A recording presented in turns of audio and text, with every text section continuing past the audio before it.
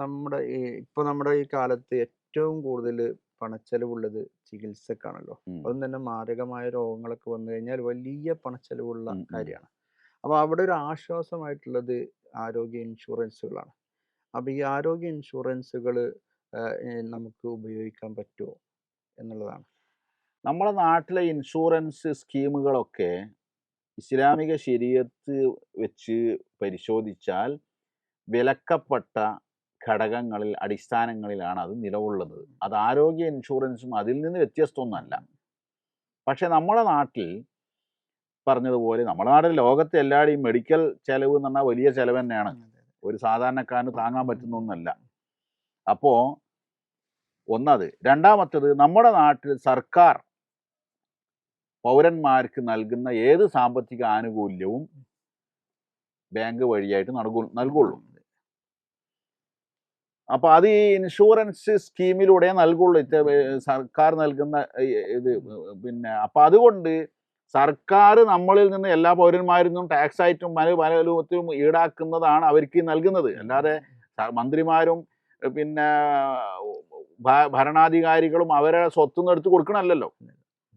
അപ്പം അതുകൊണ്ട് പൗരന്മാർക്ക് കിട്ടേണ്ട പൗരാവകാശങ്ങളിൽ പെട്ടതാണ് ആരോഗ്യ പരിരക്ഷ, വിദ്യാഭ്യാസം തുടങ്ങിയതൊക്കെ. അപ്പം അതുകൊണ്ട് സർക്കാർ ഇത്തരം നമ്മുടെ നാട്ടിലെ പോലെ ഒരു ഇസ്ലാമിക സാമ്പത്തിക വ്യവസ്ഥ ഫോളോ ചെയ്യാത്ത രാജ്യങ്ങളിൽ ജീവിക്കുന്ന മുസ്ലിങ്ങളെ സംബന്ധിച്ചിടത്തോളം ഇത്തരം സർക്കാർ ആനുകൂല്യങ്ങൾ, മെഡിക്കൽ ഇങ്ങനത്തെ കുറേ ആനുകൂല്യങ്ങൾ പറ്റുന്നതിന് ഇളവ് ചില പണ്ഡിതന്മാർ അനുവദിച്ചിട്ടുണ്ട്.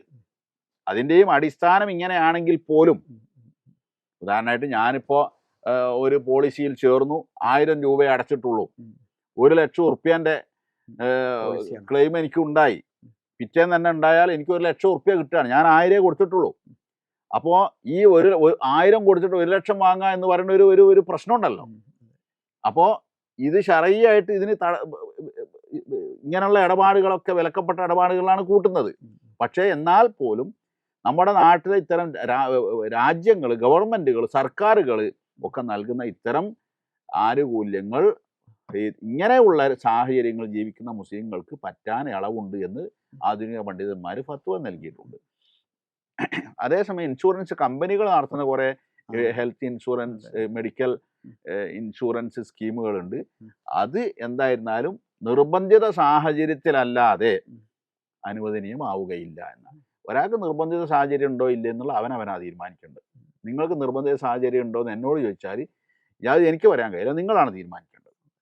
ഒരു കാര്യം ഉറപ്പാണ്, നിർബന്ധിത സാഹചര്യത്തിലല്ലാതെ ഹറാമ് ഹലാലാകുന്ന, ഹറാമി ഇളവ് നൽകപ്പെടുന്ന ഒരു അവസ്ഥ ഇസ്ലാമിൽ ഇല്ല.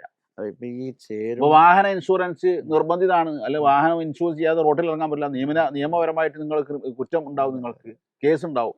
അതുകൊണ്ട് അത് നിർബന്ധിത സാഹചര്യമാണ്, ഉറപ്പാണ്.